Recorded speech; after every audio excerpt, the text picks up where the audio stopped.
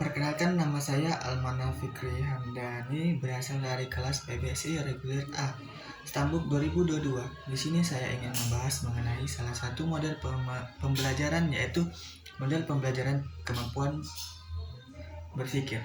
Model pembelajaran kemampuan berpikir melibatkan metode dan pendekatan yang digunakan oleh pendidik untuk mengembangkan kemampuan berpikir kritis, analitis, dan reflektif siswa.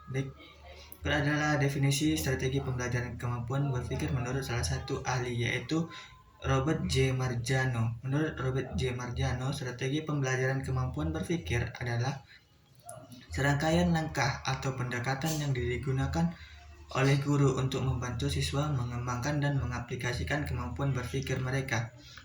Strategi ini melibatkan penggunaan berbagai teknik dan pendekatan yang dirancang untuk mendorong siswa berpikir secara mendalam, memecahkan masalah, membuat penilaian, serta mengembangkan keterampilan berpikir kritis. Model pembelajaran kemampuan berpikir memiliki peran penting dalam kegiatan belajar mengajar dengan memberikan pendekatan yang berfokus pada pengembangan kemampuan berpikir peserta didik. Berikut ada beberapa hal dalam peran utama model pembelajaran kemampuan berpikir dalam kegiatan pembelajaran. Yang pertama, mengembangkan kemampuan berpikir tingkat tinggi. Model pembelajaran ini memberikan kesempatan bagi peserta didik untuk mengembangkan kemampuan berpikir tingkat tinggi seperti berpikir kritis, analitis, sintesis, dan evaluatif. Yang kedua, mendorong pemahaman yang mendalam. Model pembelajaran ini mendorong pemahaman yang mendalam daripada sekedar menghafal fakta. Peserta didik didorong untuk mempertanyakan, menganalisis, dan menghubungkan konsep-konsep yang dipelajari dengan dunia nyata. Yang ketiga, mengaktifkan peserta didik dalam pembelajaran. Model ini mendorong peserta didik untuk menjadi aktif dalam proses pembelajaran. Mereka terlibat dalam diskusi, pemecahan masalah, penelitian, eksplorasi, dan presentasi. Yang keempat, memfasilitasi kolaborasi dan komunikasi. Model pembelajaran ini mendorong kolaborasi dan komunikasi antara peserta didik. Mereka bekerja dalam kelompok, berbagi ide, berdiskusi, dan memecahkan masalah bersama-sama. Yang keenam, mendorong menggunakan strategi berpikir yang efektif. Model ini memberikan kesempatan bagi peserta didik untuk belajar dan menggunakan strategi berpikir yang efektif. Mereka diajarkan cara mengorganisir pemikiran, menganalisis informasi, memecahkan masalah, dan membuat keputusan yang terinformasi. Ini membantu mereka menjadi pembelajar yang lebih mandiri dan efektif. Ada beberapa ciri umum dari model pembelajaran yang dapat mengembangkan kemampuan berpikir. Yang pertama, fokus pada kemampuan berpikir tingkat tinggi. Yang kedua, aktif dalam kolaboratif. Ketiga, memecahkan masalah nyata. Keempat, penekanan pada proses berpikir. Yang kelima, menggunakan strategi berpikir. Keenam, evaluasi kemampuan berpikir. Ketujuh, fleksibel dan adaptif. Adapun langkah-langkah umum dalam menerapkan model pembelajaran kemampuan berpikir. Pertama, tentukan tujuan. Tentukan apa yang ingin Anda capai dalam menggunakan model pembelajaran kemampuan berpikir. Misalnya, apakah Anda ingin meningkatkan kemampuan kritis, kreatif, atau analitis siswa? Kedua, pilih mode atau pendekatan dalam model penerapan pembelajaran kemampuan berpikir. Ada beberapa pendekatan yang umum digunakan termasuk pemecahan masalah, pertanyaan reflektif, studi kasus, atau proyek berbasis masalah. Ketiga, tentukan kompetensi berpikir yang ingin Anda kembangkan pada siswa. Ini bisa meliputi kemampuan berpikir kritis, kreatif, analitis, logis, reflektif, atau pemecahan masalah. Yang keempat, serangkaian aktivitas pembelajaran yang dirancang untuk mengembangkan kemampuan berpikir siswa. Aktivitas ini bisa meliputi diskusi kelompok, penyelesaian masalah, eksperimen, simulasi, atau proyek kolaboratif. Kelima, berikan contoh konkret pada siswa tentang bagaimana menerapkan kemampuan berpikir dalam konteks yang relevan.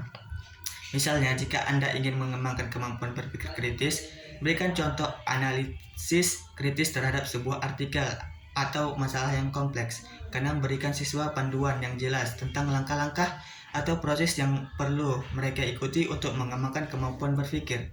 Bantu mereka memahami bagaimana menggunakan strategi berpikir yang tepat, seperti mengajukan pertanyaan kritis atau mengorganisir informasi. Yang ketujuh, memberikan siswa kesempatan untuk berlatih dan menerapkan kemampuan berpikir dalam konteks yang relevan.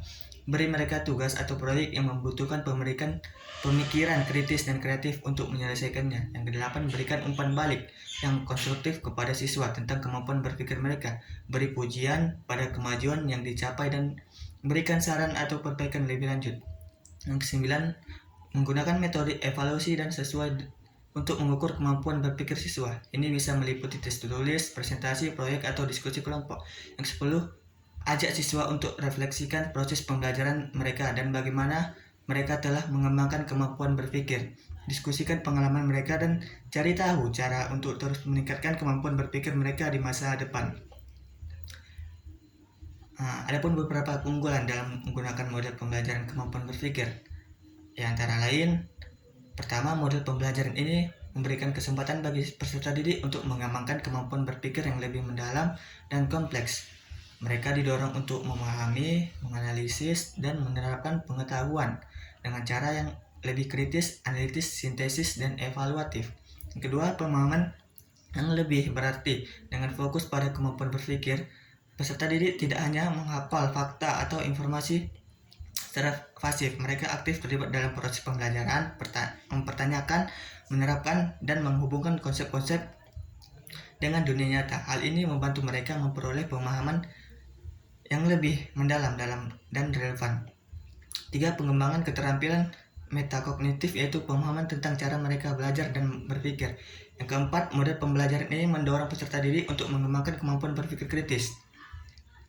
Model ini dapat meningkatkan motivasi dan melibatkan peserta didik. Mereka merasa lebih terlibat dalam pemahaman, memberikan kebebasan untuk mengeksplorasi, berpikir kritis, dan merasakan kepuasan dalam pengembangan pemahaman yang mendalam. Meskipun model pembelajaran kemampuan berpikir memiliki banyak keunggulan, ada juga beberapa kelemahan yang perlu diperhatikan. Antara lain, yang pertama, membutuhkan waktu yang lebih lama. Kedua, memberikan penekanan pada pengetahuan faktual. Ketiga, kurangnya orientasi pada tes standar pada pengukuran pengetahuan faktual dan penerapan rutin. Yang keempat, membutuhkan keterampilan pengajaran yang lebih lanjut. Dan kelima, kurangnya fokus pada kemampuan dasar. Demikianlah yang dapat saya sampaikan dalam video ini. Apabila ada kekurangan, saya mohon maaf. Assalamualaikum warahmatullahi wabarakatuh.